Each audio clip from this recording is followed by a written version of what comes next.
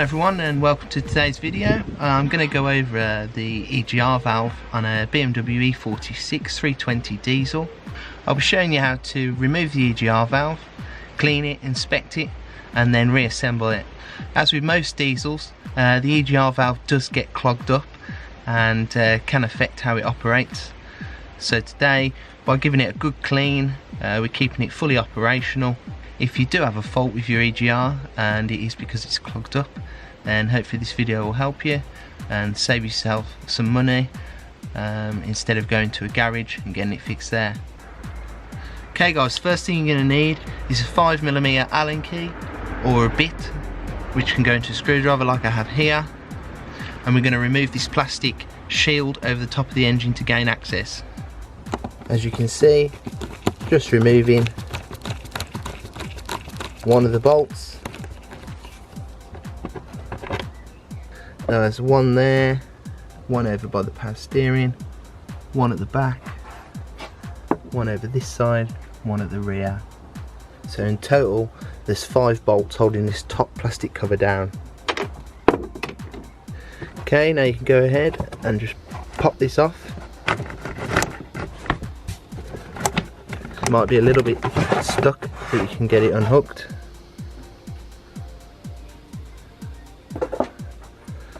Okay, now this exposes the top of the engine. The EGR valve is sitting just here. Okay guys, now I'm going to remove this Jubilee clip, and that requires a 7mm or a flat-headed screwdriver.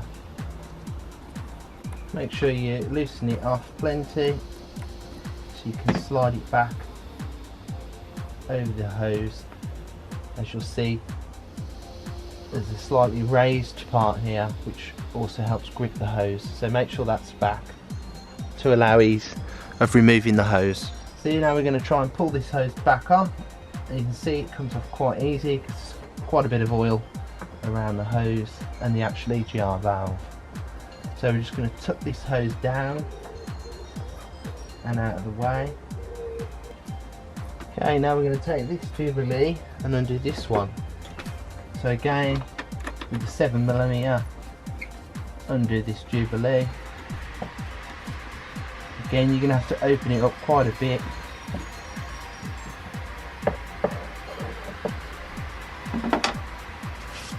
Okay, so this is the EGR valve with the hose removed, so you can see inside a bit.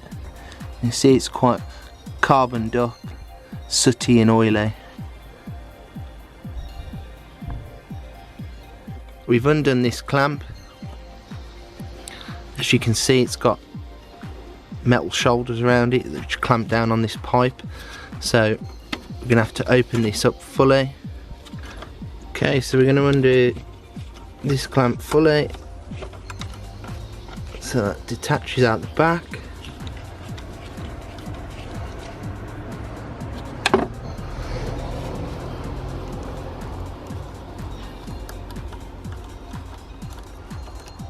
And then carefully open it slightly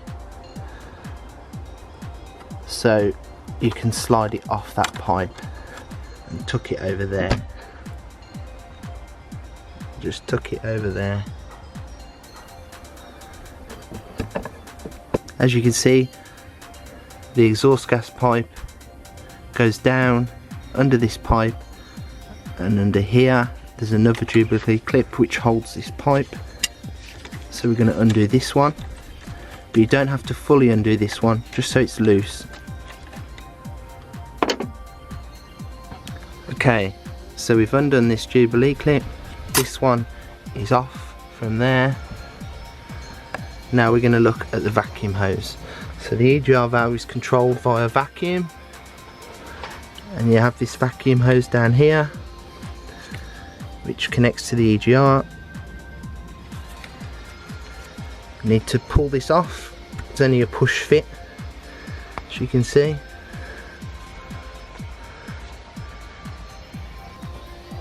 Okay, now we're going to undo these Allen key head bolts here. There's 4 of them in total. There's 2 on the top and there's 2 underneath. For this you're going to need the 5mm Allen key again, or 5mm bit.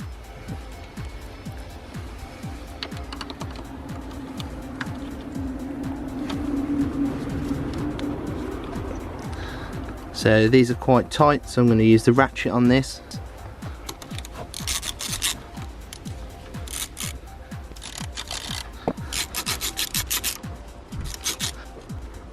Okay, so that bolt is out. Second bolt out. Now we're getting that third bolt, which is down below. Okay, and then if you can get your fingers down here, make contact with that bolt, and then once it's fully loose, you can then remove it, but make sure it holds on so you don't end up dropping the bolt. As you can see, there we go, got that one out. Okay, final bolt, which again is on the underside. Just have to feel around for it, but it will be in line with them top bolts, but below obviously. Okay, I've located it.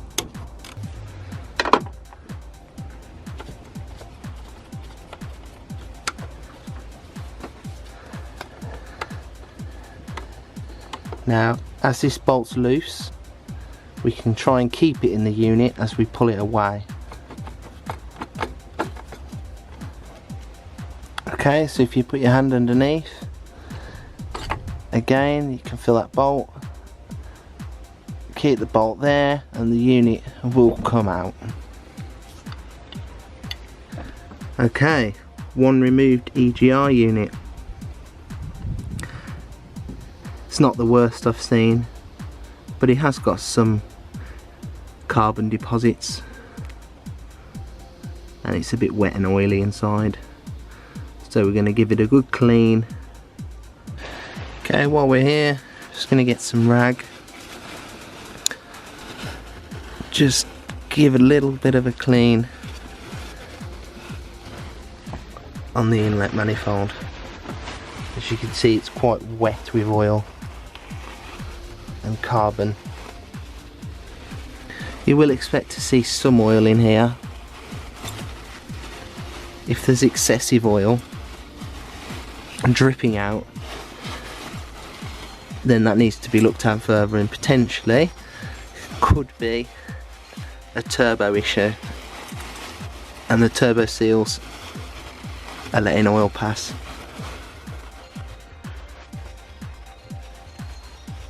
Okay guys, just gonna clean up this inlet a bit more.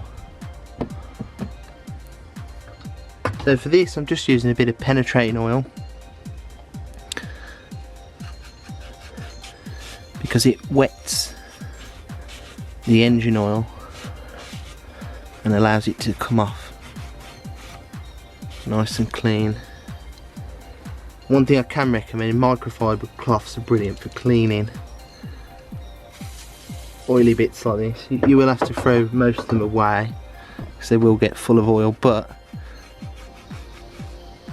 you don't have any dangers of bits breaking off, because some tissue you use, kitchen towels, things like that, can be very flimsy and they can break off and you'll end up with pieces stuck or inside. So you can see that seal's coming up back to orange, so we've cleared a lot of the gunk off. Let's give it a little wipe around inside. You see that's cleaned up nicely. So we're going to do a quick mechanical check using a vacuum pump. I know some of you might not have one of these. They are a very useful bit of kit. You can bleed brakes with them, you can check vacuum systems. They're very handy and they're not very expensive. I think this one was around £25. Okay, so we're going to plug the vacuum hose into position on the EGR. We're going to create vacuum pressure, pumping or pulling pressure and you should be able to see if it's operating, the EGR valve will open up, as you can see. So just to show you, the vacuum pull, and you'll be able to see the EGR valve opening up. Now that opens up then and allows the exhaust gases to be circulated back and into the engine, and then when not required, normally at higher RPM, the valve will close back down and allow full turbo pressure.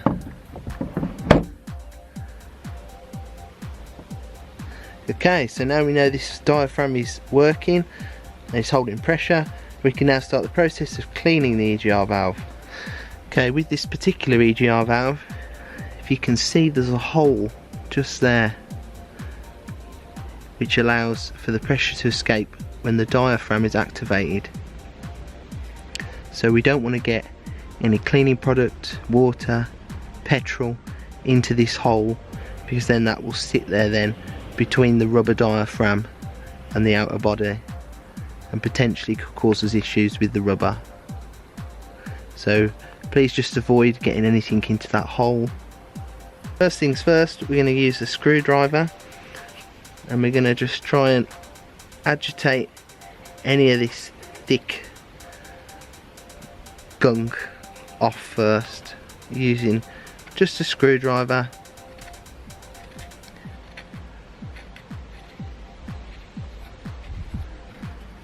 Luckily this is quite wet and oily. Sometimes you'll get very hard deposits which the screwdriver can be used to chip away at.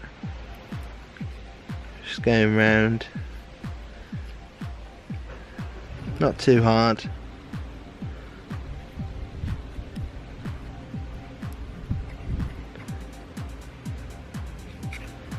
Just agitating.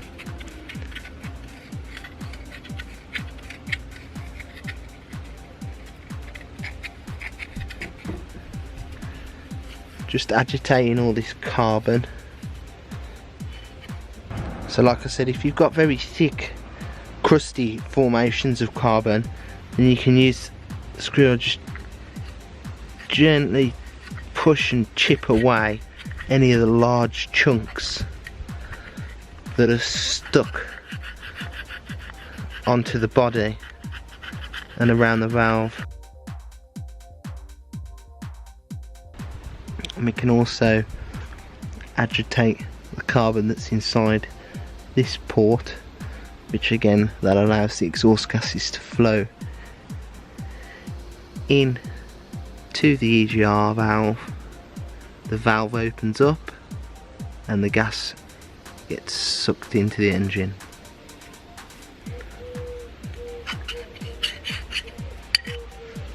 But obviously, because of the nature of the exhaust, you get a lot of soot which then collects in all of this and then mixed in with any oil can cause problems and stick the valve, not allow the valve to shut properly,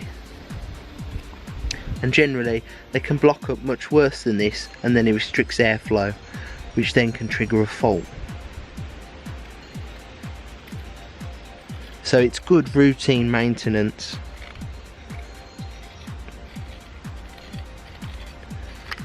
To clean out the EGR valve. So as you can see, I've just agitated this round.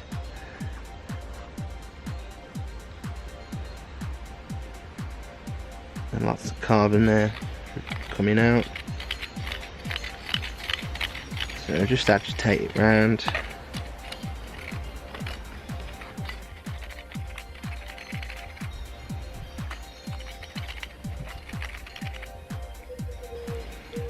Okay, once we're done using the screwdriver to agitate all the gunk and any thick deposits, we're then going to move on to the second stage of cleaning, which is going to involve, with this one, I'm going to use some petrol and a small brush.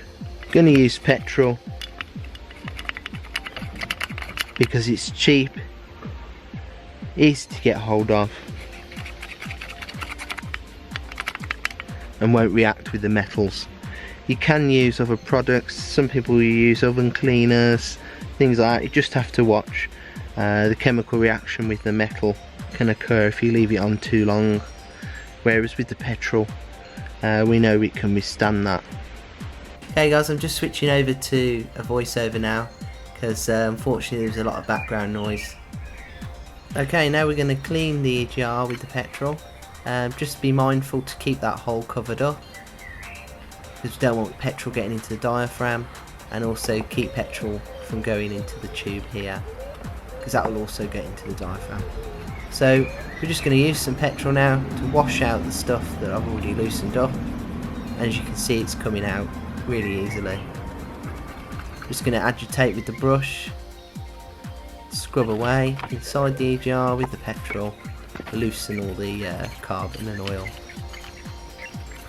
Now this is a really handy little brush as well. It's a little steel wire brush which can get obviously into all the nooks and crannies.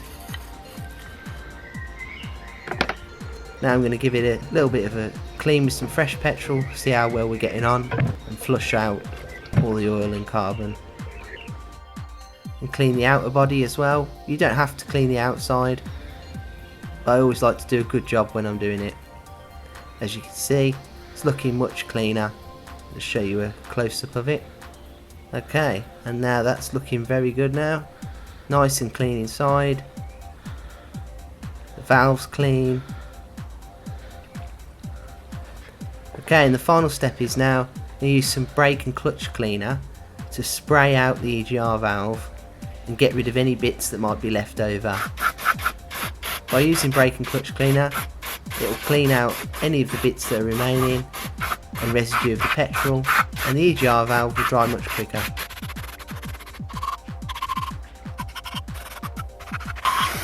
Just shake the excess off. Now I'm going to use the microfiber and just go over it again, just wiping off any excess and any other bits that might come off.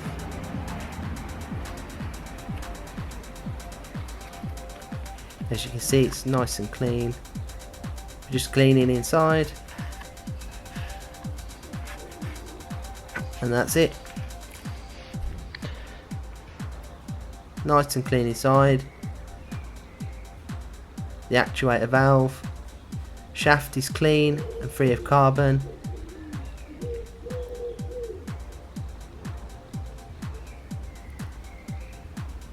As you can see as well, because there's no carbon on the shaft, that'll allow it to operate fully, back and forth, and give full motion.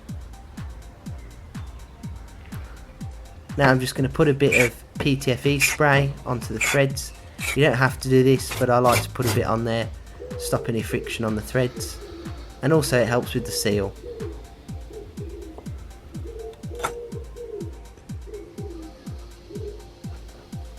Now we're going to fit the first bolt,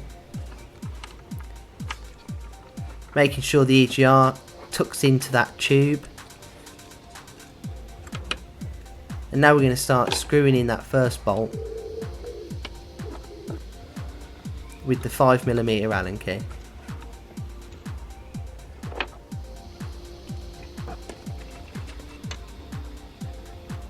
Okay, now I'm going to screw the remaining bolts in,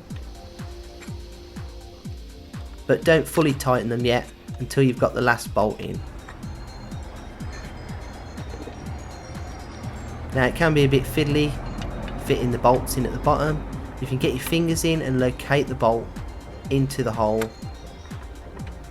it will help and you won't drop the bolt. Okay, now this is the last bolt we're going to fit. Just going to locate it into the hole underneath.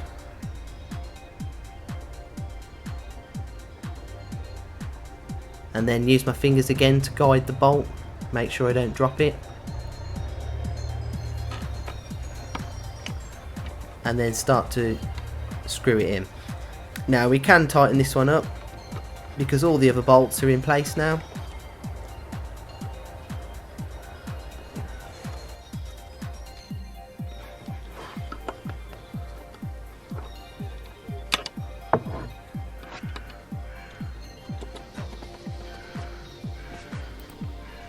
Now we can tighten the remaining bolts up. As you see, I'm doing that by hand. And then now I'm going to use a flexi drive, which you don't have to, but it just allows better access when you're tightening them up. Just feed it in, locate it into the bolt, then you can attach the ratchet and just nip them up slightly. They don't have to be excessively tight because the bolt actually locates into a brass insert, so you can't over tighten them, else you can end up stripping the threads. So if you just do them up just with a little bit of a nip, but not too excessive.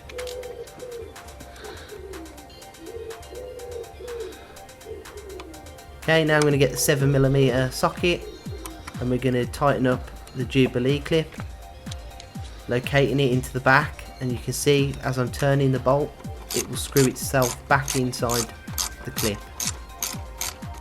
Just make sure it locates fully over the tube, because the shoulders need to clamp both sides of that tube and to the EGR valve. So it's important that they're in the right position. Again, doesn't need to be excessively tight, but enough that it grips it well.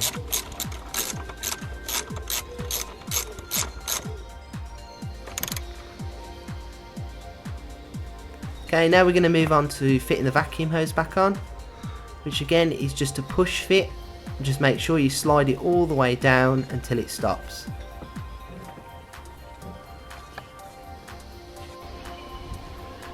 Going to tighten up that clamp at the bottom that we loosened off earlier. Again, just enough so it clamps onto that piping. Doesn't have to be excessively tight.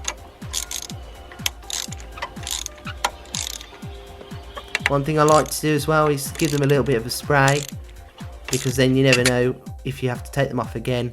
It helps with disassembly. Always like to spray the clamps for the future. If you need to take them apart, they'll unscrew easier. Now I'm just going to wipe the inside of the pipe.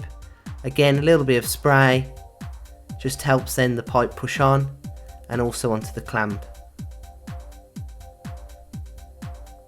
Now I'm just going to use a 7mm socket and tighten that clamp up, enough so it grips the pipe, but again doesn't have to be excessively tight.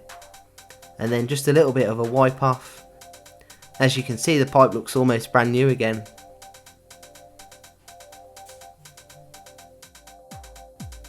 Okay, so just make sure you've tightened that one up, and that one, and that one. Make sure them bolts have been tightened up, and that the vacuum hose is back in fully and in position. One thing you can check for as well on them pipes is any cracking.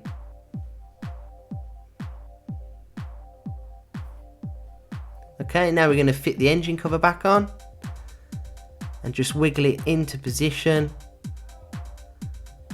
until it's in the right area, and we'll drop it back down, and then we're going to fit the bolts back in with the 5mm.